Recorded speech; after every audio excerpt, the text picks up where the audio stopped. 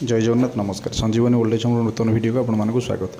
आज रघुनाथ मौसांकर पुत्र सुब्रत को जन्मदिन उपलक्षे संजीवनी वृद्धाश्रम समस्त अंतेवासी मानक से मध्याह्न भोजन आयोजन करते जो वीडियो आपण मैंने देखिपे अंतेवासी मैंने बहुत खुशी सहित खाऊँ।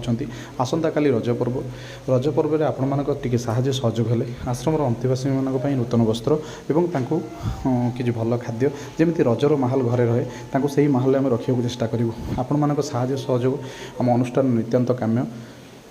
आपण मानक साहाय्य बिना संजीवनी वृद्धाश्रम अधूरा।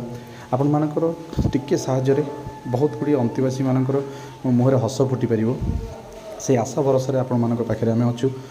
दयाकोरी पर्व से आपण मैंने आश्रम को संजीवनी वृद्धाश्रम को आपणकर किंचित समय और स्वल्प अर्थ प्रदान करी संजीवनी वृद्धाश्रम को आगू आगू बढ़े नवर हाथ बढ़ेबे।